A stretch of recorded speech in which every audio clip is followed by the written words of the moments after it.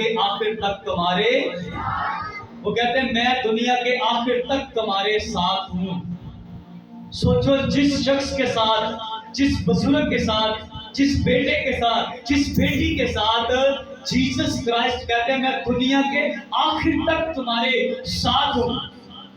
क्या कोई दुनिया की ताकत उस पर गालिब आ सकती है? क्या गरीबी उस पर गालिब आ सकती है? क्या बीमारी उसके ऊपर गालिब आ सकती है? कोई दुनिया की ताकत उस पर गालिब नहीं आ सकती, क्योंकि यीशु मसीह उसके साथ है। हालेलुया, हालेलुया, तारीफ होनी चाहिए, तारीफ होनी चाहिए जोर से। यीशु कहता है मैं तुम्हारे साथ हूँ बेटे, मैं तेरे साथ हूँ, घबराना नहीं, टेंशन नहीं लेनी। कहता मैं तेरे साथ हूँ। ये रूह से भरा हुआ मैसेज आज आपके कानों को बदलेगा, आज आपके बच्चों को चेंज करेगा। अगर आप गरीबी का शिकार है, अगर आप बीमारी का शिकार है, अगर आप टेंशनों का शिकार है, तो मैं आपको बताना चाहता हूँ यीशु मसीह आज आपसे बात करें। वो कहते हैं ये काम कर, और वो काम क्या है? बस तुम जाकर सब लोगों को क्या करो? शागिर्द बनो, और उनको बाप, बेटे और रूह कुद्दस के नाम से बपतिस्मा दो, और तुम्हें किसी चीज की कमी नहीं होगी, तुम्हें किसी चीज की थोड़ नहीं होगी, तुम बीमारियों में नहीं रहोगे। अगर बीमारी होगी भी तो वो चली जाएगी, अगर गरीबी होगी तो वो भी चली जाएगी। आमीन।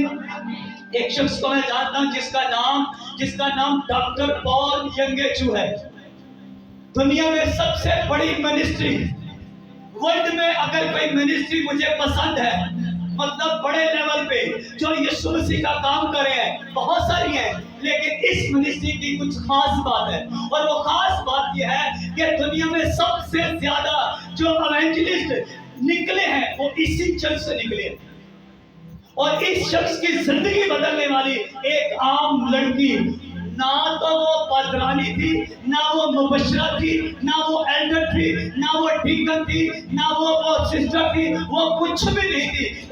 एक ईमानदार थी, सिर्फ चर्च जाती थी रेगुलर। और जिंदगी किसकी बदल गई? Doctor Paul Yonggi Cho. और साउथ कोरिया की सबसे बड़ी चर्च वो है। और मैं ये भी कहूंगा कि दुनिया की सबसे बड़ी चर्चों में से एक चर्च वो है पॉल यंगेचू। और उसके जितने लोगों के, जितने मैं बताऊं, इतने उनके मेंबर नहीं है जितने उनके एवेंजलिस्ट हैं। मतलब हर घर में से 8-8, 9-9 एवेंजलिस्ट हैं, एक घर में से। मतलब मेरे बाप के मिसाल के तौर पर हम 5 भाई हैं और एक बहन है, तो हमारे घर में कितने लोग हुए? मतलब पापा को मिला के कितने हो गए? मतलब 6 और 8 लोग हो गए। लेकिन एवेंजलिस्ट कितने होने चाहिए? इस घर में से 6 एवेंजलिस्ट होंगे। और मेंबर कितने बनेंगे? जब मेंबर लिखे जाएंगे तो ये मेंबर एक मेंबर होगा। चर्च मेंबर कितने होंगे? चर्च मेंबर 1, लेकिन एवेंजलिस्ट कितने? 6। और इसलिए मुझे ये मिनिस्ट्री पसंद है, क्योंकि दुनिया की सबसे एवेंजलिस्ट, दुनिया की सबसे ज्यादा बिशारत का काम करने वाली, खुशखबरी का काम करने वाली, मुनादी करने वाली अगर कोई मिनिस्ट्री सबसे ज्यादा है तो ये मिनिस्ट्री है। आमीन। और दुनिया की सबसे ज्यादा तादाद रखने वाले यही लोग हैं। पाकिस्तान में इस वक्त कोरिया से आए हुए लोग यहाँ पे काम कर रहे हैं, इंडिया में कोरिया काम कर रहे हैं, चाइना में कोरिया काम कर रहे हैं, अमेरिका में कोरिया काम कर रहे हैं। जिधर जिधर जाओगे आपको कोरिया के लोग वहां पे नजर आएंगे। वहां पे एवेंजलिज्म करें, मसीह का प्रचार करें, उनके बच्चों के बच्चे भी प्रचार करें। अगर कोई 60 साल का, 70 साल का बाबा है तो उसके पोते भी एवेंजलिस्ट हैं, वो खुद भी एवेंजलिस्ट है, उसके बेटे भी एवेंजलिस्ट, उसके आगे पड़पोतों के पता नहीं कितनी लंबी लाइन लगी है। क्या करें? क्या करें? प्रचार करें, क्या करें? यीशु मसीह के नाम की गवाही दे रहे हैं और लोगों में जा रहे हैं और जाकर करें कि यीशु तेरी खातिर मर गया, मसीह तेरी खातिर मसलूब हुआ। उन्हें बताया जाए, उनको बाप और बेटे और कुद्दस के नाम से बपतिस्मा देंगे। और आपको कोई भी क्रिश्चियन कोरियन गरीब नजर नहीं आएगा। एक भी कोरियन क्रिश्चियन आपको गरीब नजर नहीं आएगा। क्यों? क्योंकि वो यीशु मसीह का प्रचार करते हैं, यीशु की गवाही देते हैं। आज क्रिश्चियन लोगों को, आज मैं इस प्लेटफॉर्म पे मसीहियों को, पाकिस्तानियों को और दूसरे मुल्कों को मैं ये मैसेज देना चाहता हूँ, अगर कोई पढ़ना चाहता है, अगर कोई मिनिस्ट्री बड़ी है तो इसी वजह से बड़ी है। अगर चर्च आप चाहते हैं, अगर यहाँ पे खादिम है, इस चर्च में एवेंजलिस्ट भी हैं, इस चर्च में बहुत यानी वर्शिपर भी हैं, इस चर्च में सिक्योरिटी इंतजामिया, गाने वाले, साथ बजाने वाले, ईमानदार, आप बुजुर्ग, बेटियां, बेटे सब, अगर आप पढ़ना चाहते हैं, अगर आप तरक्की करना चाहते हैं तो एक काम करना शुरू कर दो, मसीह का प्रचार करना शुरू कर दो। आमीन। मसीह का प्रचार करना शुरू कर दो। आपको किसी चीज की थोड़ नहीं होगी, आपको किसी चीज की कमी नहीं होगी। अगर पहले से कमी होगी तो वो कमियों को दूर करता जाएगा, वो बीमार को भेजता जाएगा, बीमारियों को भेजता जाएगा, लेकिन आपको ब्लेस करता जाएगा, आपको ऊंचा करता जाएगा, आपकी लाइफ को साफ करता जाएगा, आपकी लाइफ को डेवलप करता जाएगा, आपकी गरीबी को खत्म करता जाएगा, क्योंकि आप मसीह का प्रचार करो और क्योंकि उसका वादा है, मैं तेरे साथ रहूंगा और दुनिया के आखिर तक तेरे साथ। आमीन, आमीन, हालेलुया। खुदा का वादा है, मैं तेरे, भरोसा रखो, वो हमके साथ है, वो हमके साथ जाएगा। जब आप गली में जाके किसी भाई को बताएंगे, एक अहद करो, एक गोल बनाओ, अपने अंदर एक प्लान बनाओ कि इस हफ्ते मैंने एक भाई को यीशु मसीह के बारे में बता के रहना, मैंने उसको चर्च में लेके आना है, मैंने उसको यीशु के बारे में बताना है। आप अपने अंदर एक प्लान बनाओ, अपने अंदर एक मंसूबा बनाओ कि मैं इस भाई को चर्च में लेकर आऊंगा। मैं आपको बताऊं, जब आप उसको लेने के लिए जाएंगे, यीशु आपके साथ आएंगे और आपकी जो चीजें रुकी हैं वो उनको आगे बढ़ाता जाएगा। हालेलुया। वो आप अपनी चीजों में, अपनी अमीरी में इंक्रीज होते जाएंगे, अपनी स्पिरिचुअल लाइफ में आगे बढ़ते जाएंगे, क्योंकि यीशु आपके साथ है। वो आपकी बीमारियां कब दूर लेके जाएगा आपको पता भी नहीं चलेगा, आपकी गरीबी कब जाएगी आपको पता भी नहीं चलेगा, क्योंकि यहोवा आपके साथ साथ। हालेलुया। वो कहता तू निकल, मैं तेरे साथ हूं। मैं मुबश्शिरों से, इस चर्च के लीडर से ये कहना शुरू करूंगा, मैं इस चर्च के लीडर से दरख्वास्त करूंगा, इल्तिमास करूंगा और कहना चाहता हूं कि अगर इस चर्च के लीडर बढ़ना चाहते हैं, अपनी स्पिरिचुअल लाइफ में, अपनी खिदमत में बढ़ना चाहते हैं, तो एवेंजलिज्म करना शुरू कर दो, मनाती शुरू कर दो और खुदा से दुआ करके निकलो कि खुदावंद वो भेड़ जो भटक चुकी है, जिसका चरवाहा नहीं है, खुदा मुझे उस भेड़ के पास भेज। ऐसी भेड़ें हैं, मैं आपको बताऊं, जिनके पास चरवाहे नहीं है और कोई दूर जाने की जरूरत नहीं है। इसी ढोक चौधरिया के इर्द गिर्द ऐसे लोग हैं जिनके पास चरवाहे नहीं है, और कब भेड़िया है उनको खा जाए। अब घर से दुआ करो, रोजे रखो, फिर करो। और अब हम रोजे रखेंगे सिर्फ इन्हीं बातों के लिए। ये सितंबर और अगस्त तक हम रोजे रखेंगे। जितने लोग मेरे साथ मुत्तफिक हैं, आप रोजे रखेंगे और उन लोगों के लिए, और लगातार हम लॉन्ग टाइम, इसको ये 1.5 महीना बनता है, हम 1.5 महीना सिर्फ रोजे रखेंगे। किन बातों के लिए? कि खुदा ऐसे लोग जिनके पास अभी तक कोई नहीं गया, जिनका चरवाहा नहीं है, हमें भेज ताकि हम जाएं, उन्हें बचाएं, उन्हें छुड़ाएं और तू हमारे साथ जाएगा।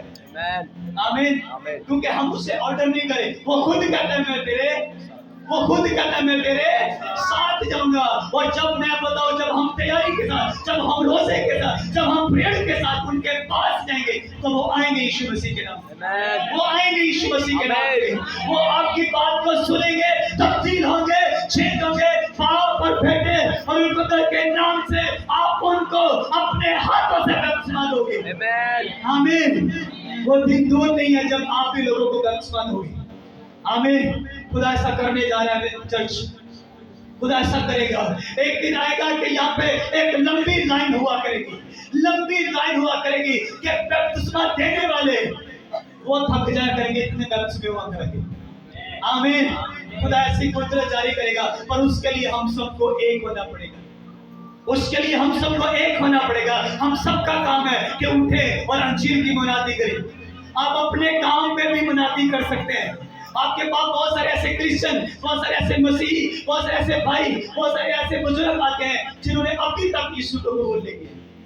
बड़े लोग आते हैं, उनको गवाही दो यीशु के बारे में, उन्हें बताओ यीशु मसीह के बारे में। एक दिन वो अब यहाँ पे ना ले, लेकिन अपने चर्च में जरूर वो बपतिस्मा ले लेगा। यहाँ ये इससे कोई फर्क नहीं पड़ता कि वो यहाँ से बपतिस्मा लेता है, वो किसी और चर्च से लेता है। उसका बपतिस्मा लेना और पाक रूप रिसीव करना और आगे बढ़ के काम करना हमारे लिए यही जरूरी है। आमीन। उसका ग्रो करना, उसका बच जाना, उसका मुर्दों में से जीतना, यही काफी है। आमीन। यही काफी है कि वो मुर्दा था, वो मर गया था, अब यीशु को कबूल किया, अब जी उठा है। हालेलुया। अब बेटा का वापस आ चुका है, यही काफी है। जीसस क्राइस्ट के लिए, यीशु मसीह के लिए इतना ही काफी है। पूछो उस माँ से जिसका बेटा नशे करता है, पूछो उस माँ से जिसका बेटा अभी तक चर्च नहीं आता, पूछो उस बाप से जिसका बेटा अभी तक चर्च नहीं आता। किसकी वजह से नहीं आ रहा पता है? हम लोगों की वजह से नहीं आ रहा। पता है किसकी वजह से नहीं आ रहा? आप लोगों की वजह से नहीं आ रहा, क्योंकि हम लोग जा नहीं रहे उनके पास। हमें पता भी होता है ये भाई चर्च नहीं जाता, लेकिन हम उसे तालीम नहीं देंगे। यीशु ने कहा उनको तालीम दो, और उनको क्या तालीम दो?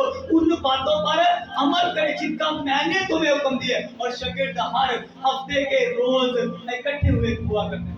हफ्ते में एक दिन शागिर्द इकट्ठे होते थे, और जो उनमें मिलते थे, जो यीशु को कबूल करते थे, उनको भी कहते थे तुम भी हमारे साथ मिलो और इकट्ठे हो जाओ। हालेलुया।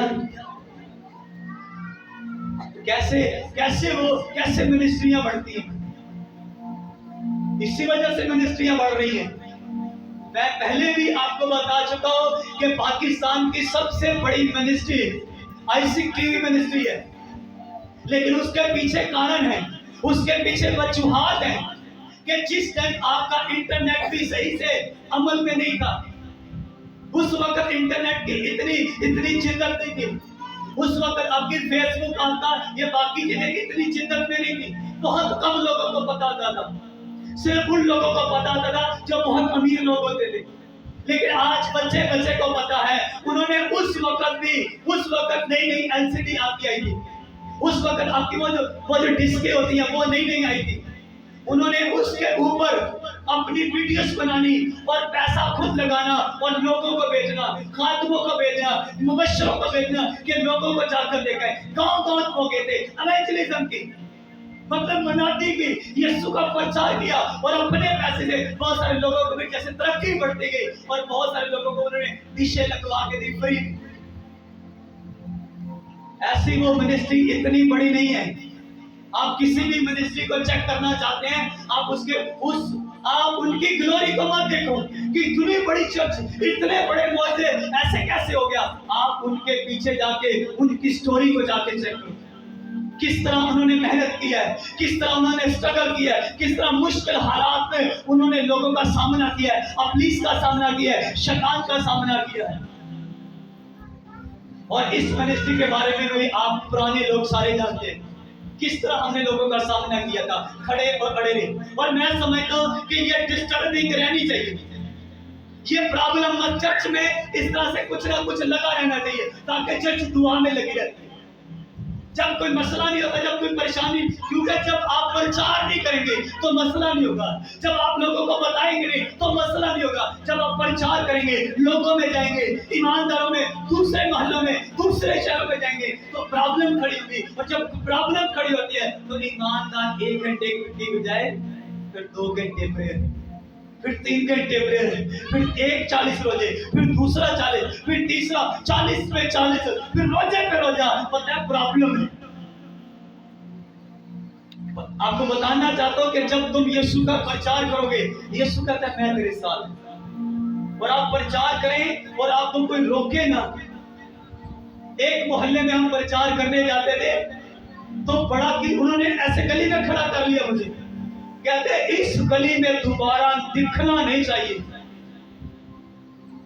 और वो कोई आम बंदा भी नहीं था, ना वो कोई गैर कौम का बंदा था, वो कोई मुबश्शिर भी नहीं था, वो कोई एल्डर भी नहीं था, वो उस मोहल्ले का सबसे बड़ा पादरी था। कहता मेरे मोहल्ले में विजन करने नहीं आना।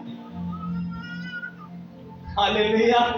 हमें रोकने की बड़ी कोशिश की, एक नहीं, दो नहीं, तीन नहीं, और मैं बड़े बड़े लोगों का नाम बता सकता हूं, लेकिन जरूरी नहीं समझता कि यहाँ पे अनाउंस किया जाए कि फला फला लोगों ने।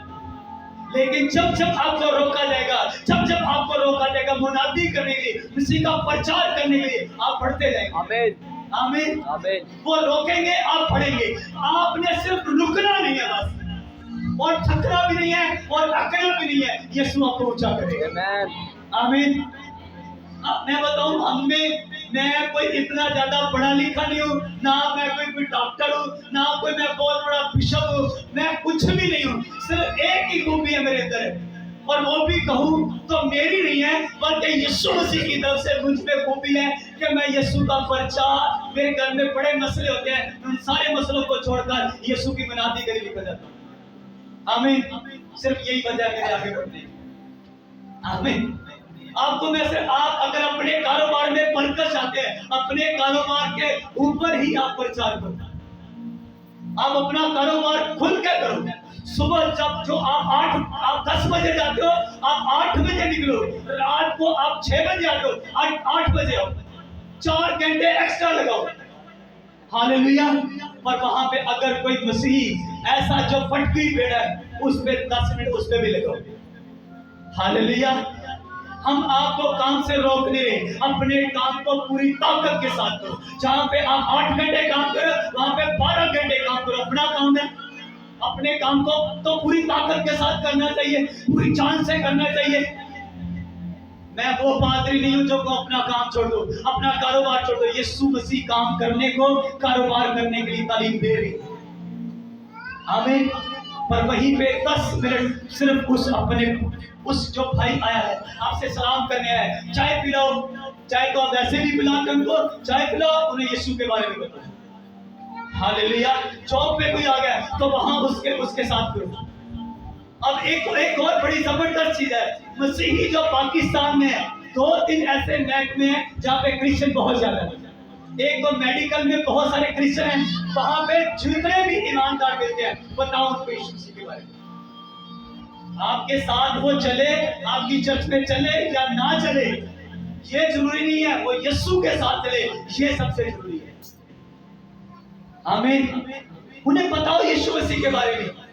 अब एक और बड़ी चीज मैंने देखी है कि बहुत सारे नौजवान पढ़े लिखे हैं, बहुत सारी बेटियां पढ़ी लिखी हैं, बहुत सारे बेटे पढ़े लिखे हैं, लेकिन किसी भी तरह से ऐसा कोई काम नहीं करेंगे कि जिससे बच्चों का फायदा हो, जिससे ईमानदारों का फायदा हो, जिससे आप नहीं जानते कि जिस बच्चे को आप पढ़ा रहे हो, जिस बच्चे को संडे स्कूल आप ले रहे हो, जिस बच्चे को आप बाइबल पढ़ना सिखा रहे हो, आने वाले टाइम में वो पॉल यंगेचू हो। आपको पता है?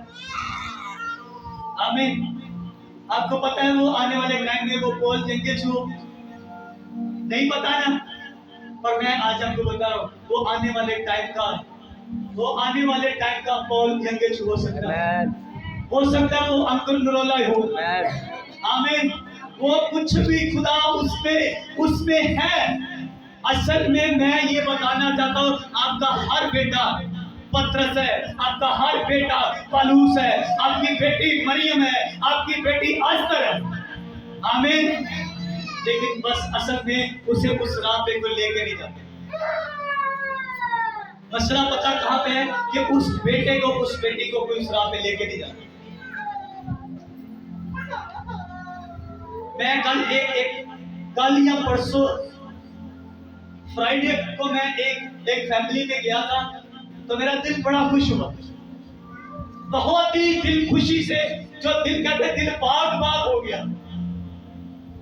मैंने देखा कि वहां पे शायद वो 6 साल के, 8 साल के, बस इससे ज्यादा बड़े बच्चे नहीं थे, और वो बेटी उनको संडे स्कूल करवा रही थी, उनको बाइबल पढ़ना, उनको आयत पढ़ना सिखा रही थी, और मेरा दिल खुशी से भर गया।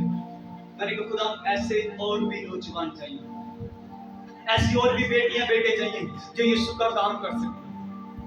आप देखें, आपके बच्चे अगर पढ़ना लिखना चाहते हैं, उन्हें फोर्स करो, माँ बाप उन्हें फोर्स करें कि बेटी बेटे इस मोहल्ले में जितने बच्चे पढ़े लिखे हैं, जितने बच्चे पढ़े लिखे नहीं भी हैं, छोटे बच्चों को बाइबल पढ़ना सिखाओ। और हमारे मुल्क ने हमेशा हमेशा गलतियां की हैं। जो हमारे बुजुर्ग थे उन्होंने गलतियां ये की कि गोरों को बुलाना, उनसे पैसा लेना, उनसे गाड़ियों के भी पैसे लेने, उनसे खाने के भी पैसे लेने और उनको जगह देनी कि गोरे यहाँ पे काम करें। फायदा तो हुआ, पर जो असल में फायदा होना था वो फायदा नहीं हुआ। क्रिश्चियनिटी यहाँ पे तरक्की की, मसीही पढ़े, लेकिन जिस लेवल पे बढ़ने थे, हमें आगे बढ़ने को हम कैसे तरक्की करेंगे ये हमें वो सिखा के नहीं गए, क्योंकि हमने उनसे क्या ले लिया, पैसा ले लिया। और आज का जो नौजवान खादिम है वो भी यही गलती कर रहा है। वो गलती क्या कर रहा है? चाइना से लोग आ रहे हैं, चाइना से संडे स्कूल, मैं इसके खिलाफ नहीं हूं, लेकिन गलती क्या हो रही है कि वो चाइना के लोग हम पे पैसा लगा रहे हैं। कितना वो पैसा होता है? अगर एक साल में जो गिफ्ट देते हैं, अगर किसी ने वो देखे हो, भाई पलक ने देखे हैं शायद, मैंने तो कभी देखे नहीं, वो आपके अंदाज में कितने पैसों का होगा एक बॉक्स? किसी ने अगर गौर से देखा, एक बॉक्स जो एक बच्चे को दिया जाता है वो कितने हजार रुपए का होता है? 1500 का 1500 का कर लेते हैं। तो आपके बच्चे की फीस कितनी है? आपके बच्चे की एक महीने की फीस, मेरे बच्चे की तो 1500 नहीं है, मेरे बच्चे की तो ज्यादा है। अब मुझे नहीं पता आपके बच्चे की कितनी फीस है। आप 12 महीने अपने बच्चे की फीस पा रहे हैं, प्लस में ट्यूशन फीस पा रहे हैं, लेकिन उस घोड़े से आप सिर्फ एक गिफ्ट की खातिर और अपनी बरकतें खो बैठते हैं। क्या वो गिफ्ट हम खुद से अपने बच्चों को नहीं दे सकते? क्या अपने बच्चों को सिखाया नहीं जा सकता? हम ऐसा नहीं करना चाहते। मैं आपको बताना चाहता हूं, मैं आपको मसीह का काम करने के लिए आमादा कर रहा हूं कि कैसे मसीह का काम किया जाता है। और मैंने कभी भी अपनी चर्च के लोगों को इस बात के लिए आमादा नहीं किया। मैंने कहा नेवर, लोग चोरी चोरी लेते हैं तो ले लें, लेकिन मैंने कभी भी किसी को नहीं कहा कि जाओ और जाकर के लो। बल्कि मैं ये कहूंगा कि इस चर्च की नौजवान बेटियां, नौजवान बेटे जिनके पास शाम को टाइम होता है, उन्हें फ्री बाइबल क्लास कराया करो, फ्री उन्हें संडे स्कूल कराया करो, और उन बच्चों को कहो कि बीज बोया करें वहां पे, और उस बीज को उन्हीं के ऊपर लगाया जाए, उन्हीं बच्चों के ऊपर लगाया जाए, उनकी कॉपी, उनकी पेंसिल, ताकि उन्हें मालूम हो कि हम किस तरह से ग्रो करना है। आमीन। ताकि आप अपने बच्चों को सिखाओ, उन्हें प्रैक्टिकली सिखाया जा रहा, उन्हें तालीमी तौर पर तो डेवलप किया जा रहा है, लेकिन ये प्रैक्टिकल हमारे बच्चे पीछे जा रहे हैं।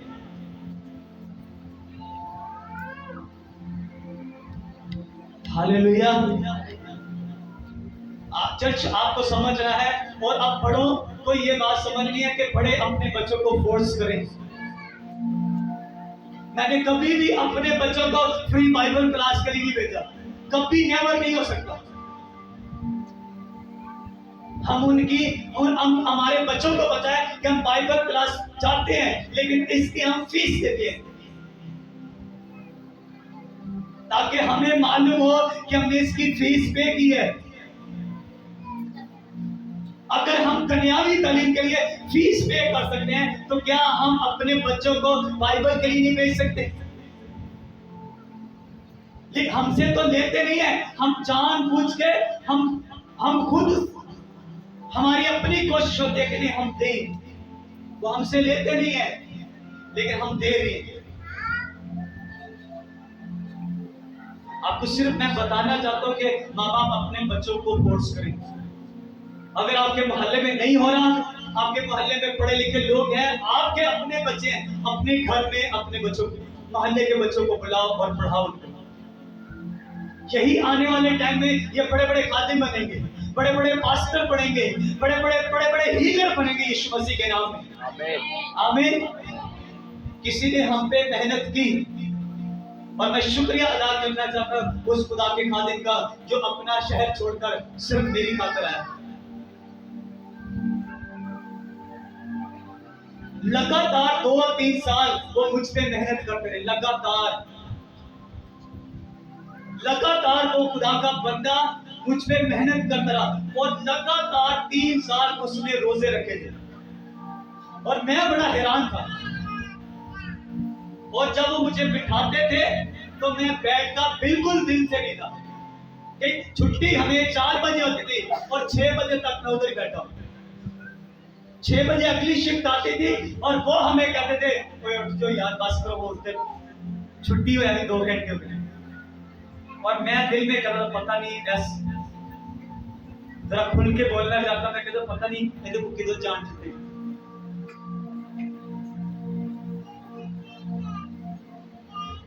लेकिन जब 3 साल के बाद जब वो उन्होंने एक दिन मुझे झटका लगाया, कहते बिशारत अब मैं जा रहा हूं वापस। मैं आपको बताऊं, मैं रोना शुरू हो गया, मैं सारों कतार रोना शुरू हो गया और वो भी मेरे गले लग के रोना शुरू हो गया। मैं जब भी वो दिन याद करता हूं मेरा दिल भर जाता है कि 3 साल मैं उनसे जान छुड़ाता था और जिस दिन उन्होंने कहा मैं जा रहा हूं, ऐसे लग रहा जैसे मेरा कलेजा निकाल लिया उन्होंने। 3 सालों में मुझे ऐसा लगता था कि पूरी ताकत के साथ उन्होंने मेरा जो कलेजा, मेरा जो दिल है वो पकड़ लिया और जब कहते मैं जा रहा हूं तो ऐसे बाहर निकाल दिया। और उस दिन से लेकर फिर मैंने यीशु का प्रचार करना नहीं छोड़ा। हालेलुया।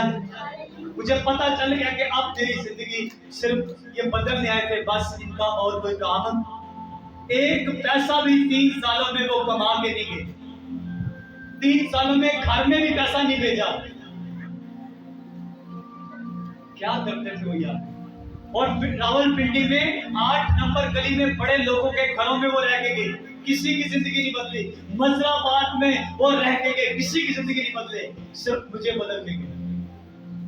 और आज जब भी वो देखते हैं कहते हैं मैं बहुत खुश हूं। Hallelujah, hallelujah. अब देखो वो आज भी वो यीशु का काम कर रहे हैं, लेकिन मुझे खुदा ने उनसे ज्यादा, मैं ये नहीं कहता, लेकिन खुदा की देन है कि खुदा ने अब मुझे उनसे ज्यादा बरकत दी है। लेकिन देखिए कोई आता है आपकी जिंदगी बदल के जाता है। आप बहुतों की जिंदगी बदल सकते हैं। हम कई दफा क्या सोचते हैं कि मैं जा रहा हूं चर्च, बस ठीक है, मुझे एक अच्छी चर्च मिल गई है, अब बहुत जबरदस्त है, सारी जिंदगी सुकून। आप अपने मोहल्ले में निकलो, उन लोगों को बताओ। आमीन। कलाम में लिखा है, यीशु मसीह ने कहा कि कलाम में लिखा है एक मालिक था। यीशु मसीह हमें तमसील सुनाते हैं, एक मालिक था और वो परदेश जाना चाहता था। परदेश जाने से पहले उसने लिखा है कि एक को 5 तोड़े दिए, एक को लिखा उसने कलाम लिखा उसने 3 तोड़े लिए और एक को 1 तोड़ा लिया। और आगे लिखा है कलाम में जिसको 5 दिए थे उसने और 5 कमा लिए, जिसको 3 दिए उसने और कमा लिए, और जिसको 1 दिया लिखा उसने अपना तोड़ा लिया और जाकर मिट्टी में दबा दिया। और जिसको 5 मिले उसको कहते हैं हाँ मेरे बाप के बेटे मुबारक, उस बादशाही में आ, शामिल हो, मेरे बाप की खुशी में शामिल हो। 3 वाले को कहा और 2 वाले को कहा इसको जाओ और आप वहां पे डाल दो जहां दांतों का पीसना और रोना और चिल्लाना है, आग और गंधक है, इसको वहां पे डाल दो। आपको एक खिदमत दी गई है, आपको एक तोड़ा दिया गया है कि आप जाएं और जाकर लोगों में प्रचार करें। आज तो प्रचार करना बहुत आसान है।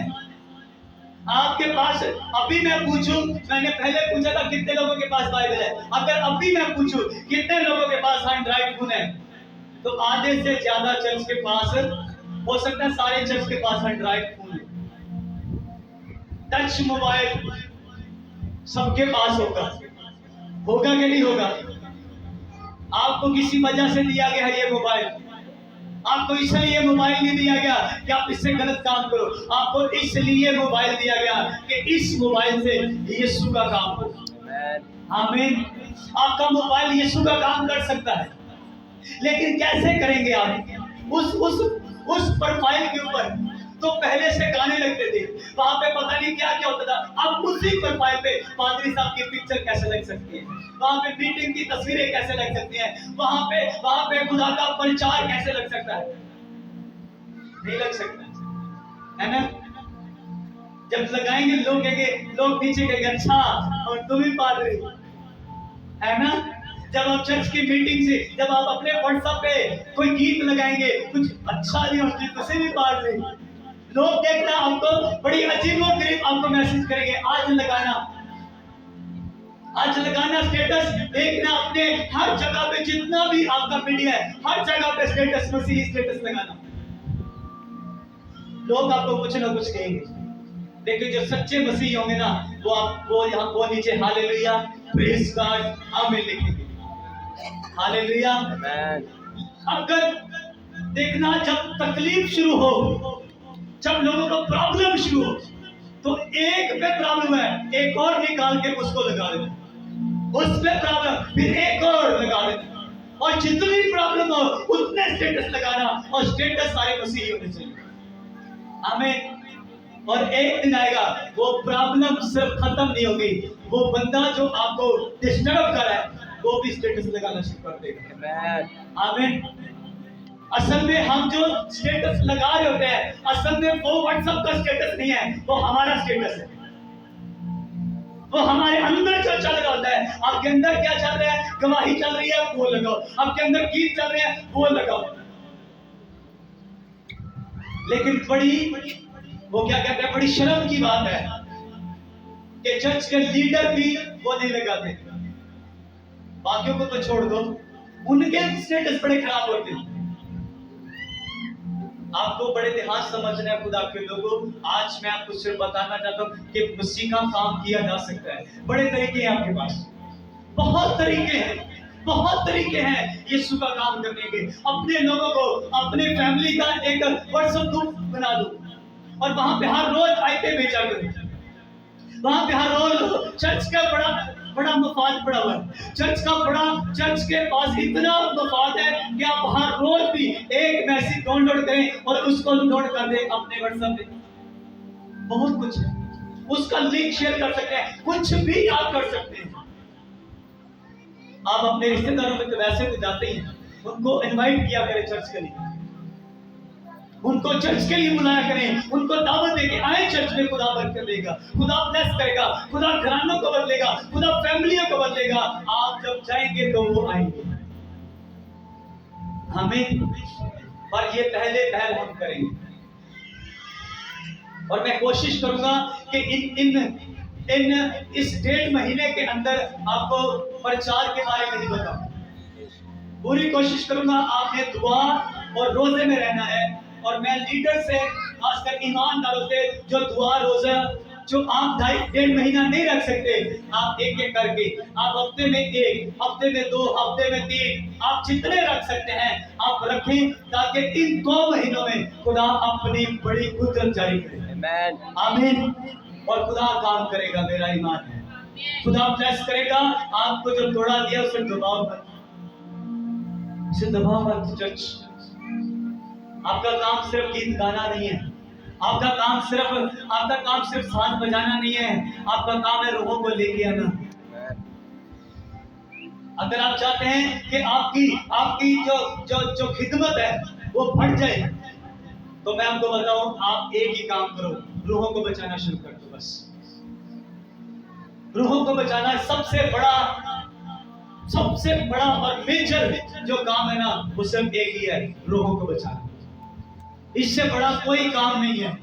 मसीहत में अगर कोई सबसे बड़ा हुक्म है जो मैं समझता हूँ, वो सिर्फ रूहों को बचाना है। और जो चर्च रूहों को नहीं बचाती, जिंदगियों को नहीं बचाती, मसीह का प्रचार नहीं करती, मुनादी नहीं करती, वो चर्च कभी ग्रो नहीं कर सकती, कभी ग्रो नहीं करेगी। आप देखना चाहते हैं कि वो चर्च क्यों खत्म हो रही है, वो चर्च क्यों खत्म हो रही है? नोट करो, उनके बीच में जाके उनके खातमों से मिलो। वो लोगों के बीच में नहीं जाते, वो प्रचार नहीं करते, वो रूहों को बचाने का काम नहीं करते। जो चर्च आप बढ़ना चाहते हैं, क्या आप चाहते हैं कि ये चर्च और बड़ी हो जाए? आप चाहते हैं ये चर्च ग्रोथ करे, इस चर्च की तादाद हजारों लाखों में हो जाए, तो फिर उठो प्रचार करो। आमीन। फिर मैंने कहा उठो और प्रचार करो। आमीन। एक बड़ी गुड न्यूज है, मैं आपको पूरी देना चाहता हूं, लेकिन अभी आती है। एक बहुत बड़ी गुड न्यूज है, इस अब चर्च आपके लिए है, लेकिन मैं उसको अभी नहीं देना चाहता। मैं चाहता हूं कि आप रोजे रखें, तैयारी करें, और पूरी तैयारी के साथ आपको सुनाई देगी। आमीन। देखना, जिस दिन सुनाई जाएगी आपके जो पंजाबी से लून कंडे मतलब रोंगटे खड़े हो जाएंगे कि खुदा ऐसा ही कर सकता है। आमीन। खुदा अच्छी और फहीम और बड़े बड़े काम करता है। हालेलुया। पर एवेंजलिज्म आज के बाद ये चर्च एवेंजलिज्म करेगा, चर्च मनादी करेगा। आमीन। आमीन। और जब मनादी करेंगे आपके कारोबार में बड़ी तेजी आएगी। आमीन। और आपकी खिदमत भी इंक्रीज होगी यीशु मसीह के नाम में। आमीन। आइए खुदा के सूचित हैं, दुआ करते हैं। सब अपनी आंखों को बंद